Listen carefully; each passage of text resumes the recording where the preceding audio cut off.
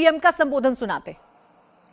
आपने जब 2014 में मुझे देश की सेवा का अवसर दिया तो मैंने कांग्रेसी सोच से देश को मुक्ति दिलाने की ठान ली।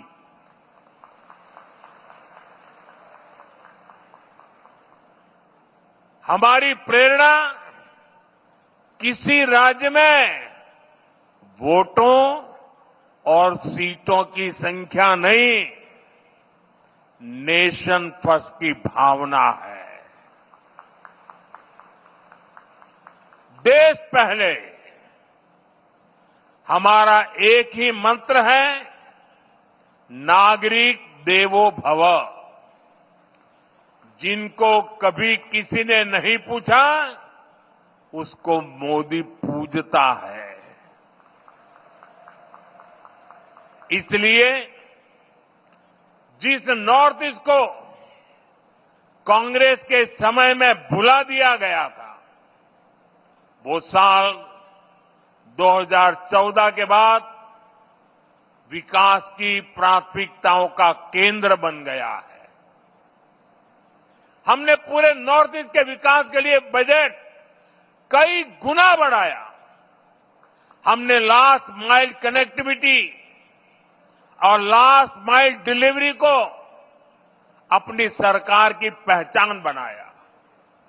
और इतना ही नहीं, हमने ये पक्का किया कि सरकार दिल्ली में बैठकर नहीं चलेगी। अफसरों को, मंत्रियों को ज्यादा से ज्यादा नॉर्थ ईस्ट आना होगा, यहां रात्रि मुकाम करना होगा। साथियों, कांग्रेस सरकार के समय में 2-3 महीने में एकाध बार कोई मंत्री नॉर्थ ईस्ट आता था। बीजेपी सरकार में अब तक 800 से ज्यादा बार केंद्रीय मंत्री नॉर्थ ईस्ट आ चुके हैं। और ऐसा नहीं है कि सिर्फ आए और चले गए। हमारे मंत्री आते हैं तो प्रयास रहता है कि वो दूर दराज के क्षेत्रों में जाए, जिलों में जाए, ब्लॉक में जाए। इतना ही नहीं, कम से कम एक रात रुक करके जाए। मैं खुद ही प्रधानमंत्री के तौर पर 70 से ज्यादा बार नॉर्थ ईस्ट आया हूं।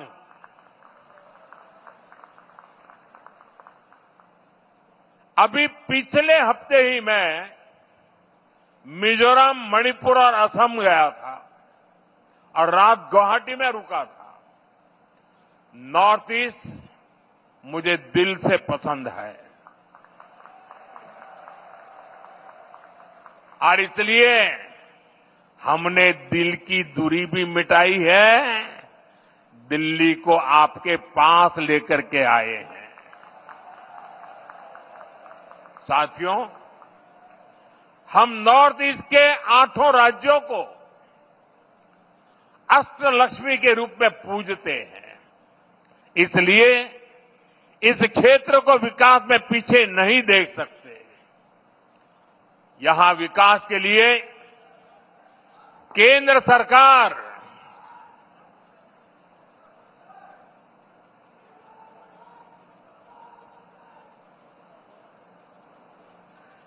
सरकार ज्यादा से ज्यादा पैसे खर्च कर रही है। मैं आपको एक उदाहरण देता हूं। आप में से कुछ लोगों को पता होगा, देश में जो टैक्स इकट्ठा होता है उसका एक हिस्सा राज्यों को मिलता है। जब कांग्रेस की सरकार थी तो 10 साल में अरुणाचल प्रदेश को सेंट्रल टैक्स में से सिर्फ 6,000 करोड़ रुपए ही मिले थे, जबकि हमारी बीजेपी सरकार के 10 सालों में अरुणाचल को 1 लाख करोड़ रुपए से अधिक मिल चुके हैं। यानी बीजेपी की सरकार ने अरुणाचल को 16 गुना ज्यादा पैसा दिया है। और ये सिर्फ टैक्स का हिस्सा है। इसके अलावा यहां अलग अलग स्कीम के तहत जो भारत सरकार खर्च कर रही है, जो बड़े बड़े प्रोजेक्ट यहां बन रहे हैं, वो तो अलग ही है। इसलिए आज आप अरुणाचल में इतना व्यापक, इतना तेज विकास होते देख रहे हैं। साथियों, जब नेक नियत से काम होता है, जब प्रयासों में ईमानदारी होती है, तो उसके नतीजे भी दिखते हैं।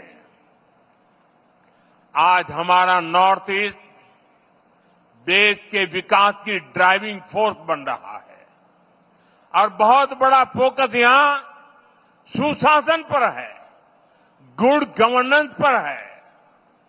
हमारी सरकार के लिए नागरिकों के हितों से बड़ा कुछ भी नहीं। आपका जीवन आसान बने और आसान बने, इसलिए ईज ऑफ लिविंग, आपको आने जाने में मुश्किल ना हो, इसलिए ईज ऑफ ट्रैवल, आपको इलाज में परेशानी ना हो, इसलिए ईज ऑफ मेडिकल ट्रीटमेंट, आपके बच्चों को पढ़ाई में दिक्कत ना हो, इसलिए ईज ऑफ एजुकेशन, आपको व्यापार कारोबार में परेशानी ना हो, इसलिए ईज ऑफ डूइंग बिजनेस। इन सारे लक्ष्यों को लेकर यहां डबल इंजन की बीजेपी सरकार काम कर रही है।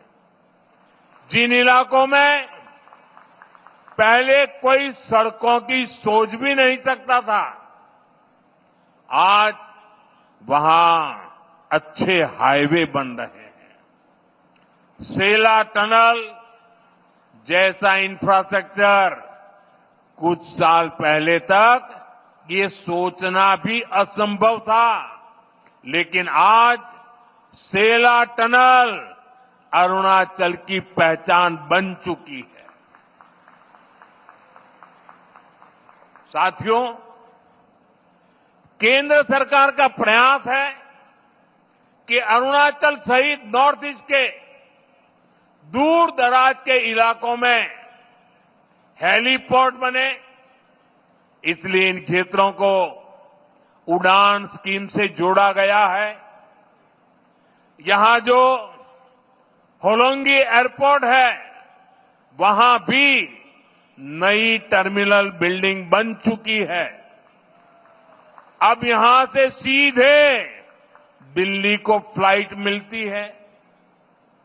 इससे आम पैसेंजर्स को, स्टूडेंट्स को, टूरिस्ट को तो फायदा होता ही है, यहां के किसानों और छोटे उद्योगों को भी लाभ हो रहा है।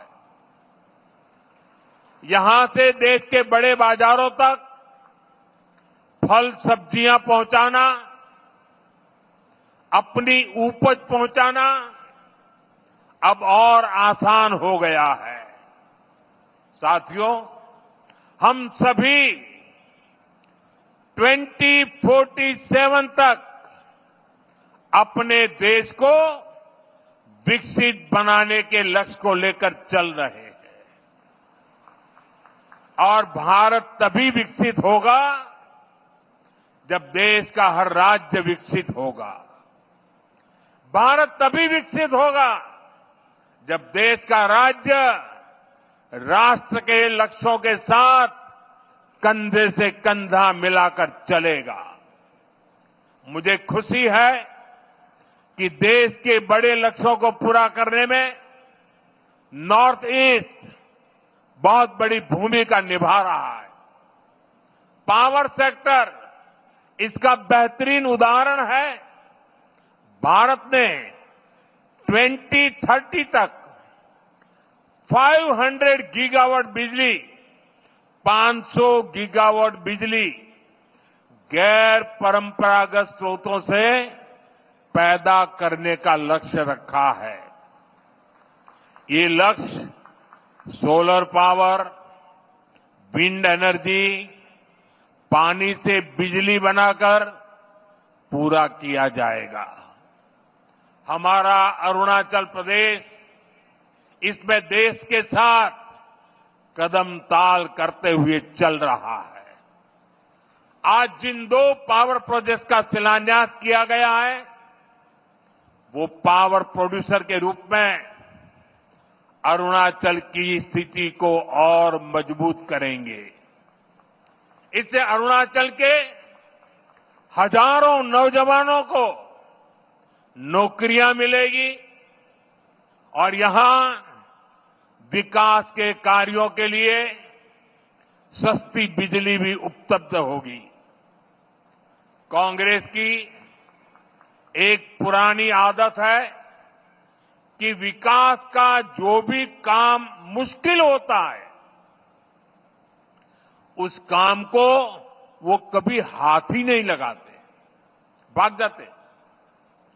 कांग्रेस की इस आदत का नॉर्थ ईस्ट को, अरुणाचल को भी बहुत नुकसान हुआ। जो मुश्किल इलाके होते थे, जो पहाड़ों में हो, ये जंगलों के बीच हो, जहां विकास के काम करना चुनौती होता था, उन क्षेत्रों को कांग्रेस पिछड़ा घोषित करके भूल जाती थी। इसमें देश के ट्राइबल इलाके, नॉर्थ ईस्ट के जिले सबसे अधिक थे। जो बॉर्डर से सटे गांव थे, उनको देश के लास्ट विलेज कहकर कांग्रेस अपना पल्ला झाड़ लेती थी। और ऐसा करके कांग्रेस अपनी नाकामियों को छुपा ले जाती थी। यही कारण है कि आदिवासी क्षेत्रों से, बॉर्डर के एरिया से लोगों को निरंतर पलायन होता गया। साथियों, हमारी सरकार ने, बीजेपी ने इस अप्रोच को भी बदल दिया। जिनको कांग्रेस बैकवर्ड डिस्ट्रिक्ट कहती थी, हमने उनको एस्पिरेशनल डिस्ट्रिक्ट बनाया और वहां विकास को प्राथमिकता दी गई। बॉर्डर के जिन गांवों को कांग्रेस लास्ट विलेज कहती थी, उनको हमने देश के फर्स्ट विलेज माना। इसके अच्छे परिणाम आज हम देख रहे हैं।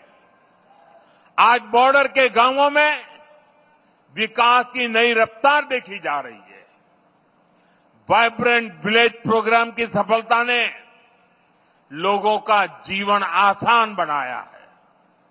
अरुणाचल प्रदेश के भी 450 से अधिक ऐसे बॉर्डर विलेजेस में तेजी आई है।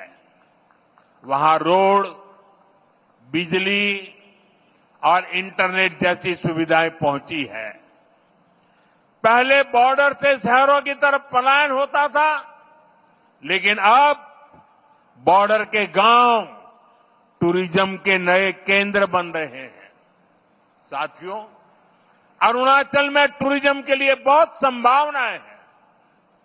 जैसे जैसे कनेक्टिविटी नए नए इलाकों को जोड़ रही है, वैसे वैसे यहां टूरिज्म बढ़ रहा है।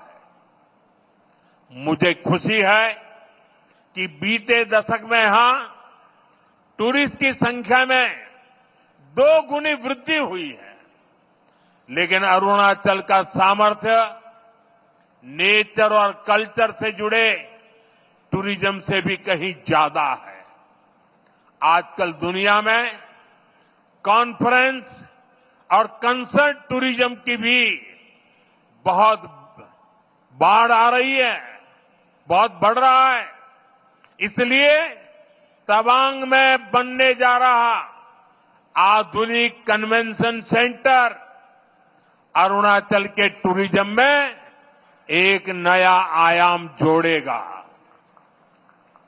अरुणाचल को भारत सरकार के वाइब्रेंट विलेज अभियान से भी बहुत मदद मिलेगी। ये अभियान हमारे बॉर्डर किनारे बसे गांवों के लिए मील का पत्थर साबित हो रहा है। साथियों, आज अरुणाचल में तेजी से विकास इसलिए दिख रहा है क्योंकि दिल्ली और ईटानगर दोनों जगह बीजेपी सरकार है। केंद्र और राज्य दोनों की ऊर्जा विकास में लग रही है। अब जैसे यहां कैंसर इंस्टीट्यूट का काम शुरू हुआ है, यहां मेडिकल कॉलेज बन रहे हैं, आयुष्मान स्कीम से यहां अनेक साथियों को मुफ्त इलाज मिल रहा है। ये केंद्र और राज्य के डबल इंजन से संभव हो पा रहा है। साथियों, डबल इंजन सरकार के प्रयासों से ही अरुणाचल अब कृषि और बागवानी में आगे बढ़ रहा है। यहां के कीवी, संतरे, इलायची, पाइनएप्पल अरुणाचल को नई पहचान दे रहे हैं। पीएम किसान सम्मान निधि का पैसा भी यहां के किसानों के बहुत काम आ रहा है। साथियों, माताओं, बहनों, बेटियों को सशक्त करना हमारी बहुत बड़ी प्राथमिकता है। देश में 3 करोड़ लखपति दीदियां बनाने हैं, ये बहुत बड़ा मिशन है, लेकिन ये मोदी का मिशन है। मुझे खुशी है कि पेमा खांडू जी और इनकी टीम इस मिशन को भी गति दे रही है।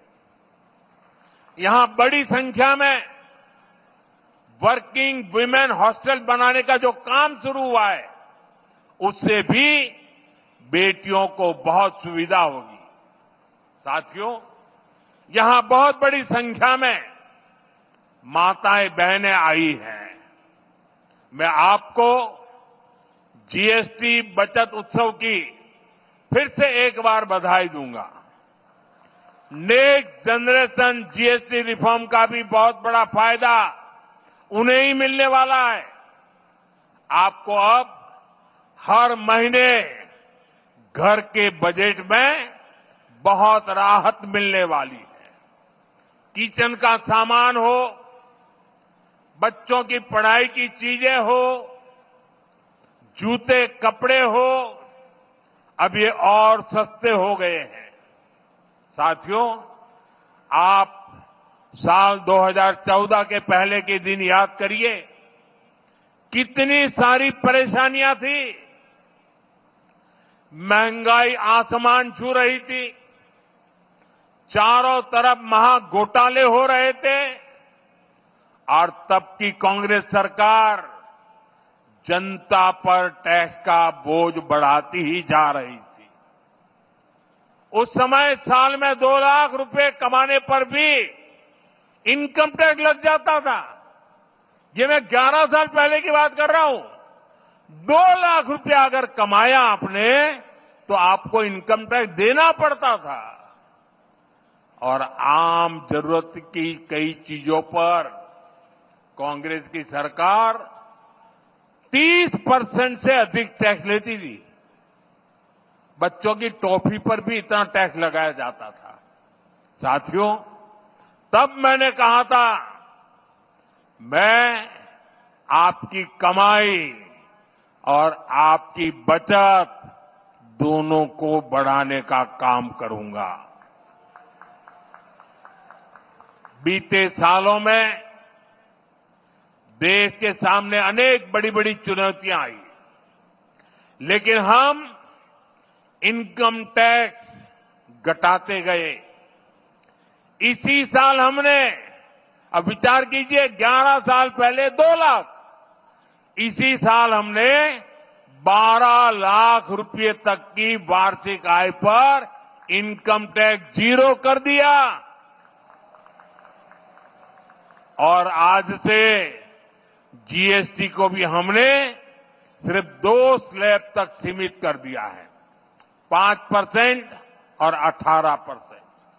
बहुत सारी चीजें अब टैक्स फ्री हो गई है, बाकी सामान पर भी टैक्स बहुत कम हो गया है। आप आराम से अब अपना नया घर बना सकते हैं। कोई स्कूटर, बाइक खरीदना है, बाहर खाना पीने के लिए जाना है, कहीं घूमने फिरने जाना है, ये सब पहले से सस्ते हो गए हैं। ये जीएसटी बचत उत्सव आपके लिए बहुत यादगार बनने वाला है। साथियों, मैं अरुणाचल प्रदेश की हमेशा इस बात के लिए प्रशंसा करता हूं कि आप सभी नमस्कार से भी पहले जय हिंद कहते हैं। आप वो लोग हैं जो देश को स्वयं से भी पहले रखते हैं। आज जब हम सब मिलकर विकसित भारत बनाने के लिए इतनी मेहनत कर रहे हैं, तो देश की हमसे भी एक अपेक्षा है। ये अपेक्षा है आत्मनिर्भरता की।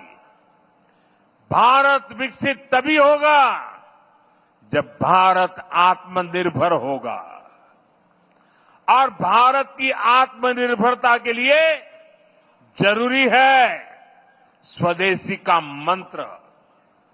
आज समय की मांग है, देश की मांग है कि हम स्वदेशी अपनाएं, खरीदे वही जो देश में बना हो, बेचे वही जो देश में बना हो, गर्व से कहें ये स्वदेशी है। मेरे साथ बोलेंगे?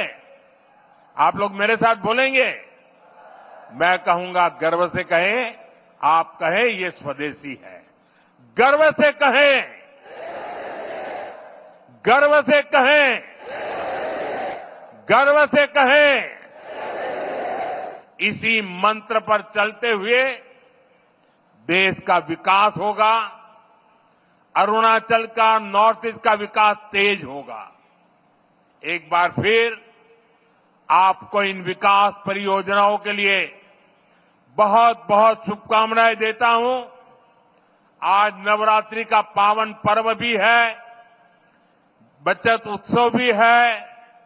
तो इस उत्सव में शरीक होने के लिए मेरी एक रिक्वेस्ट है आपको, अपना मोबाइल फोन बाहर निकालिए और मोबाइल फोन का फ्लैश लाइट चालू कीजिए। सब अपने मोबाइल की फ्लैश लाइट चालू करें। सबके मोबाइल की फ्लैश लाइट चालू करिए और हाथ ऊपर कीजिए सबका। सब अपने मोबाइल की फ्लैश लाइट। ये बचत उत्सव का नजारा है, ये बचत उत्सव की ताकत है। ये नवरात्रि का प्रथम दिन है।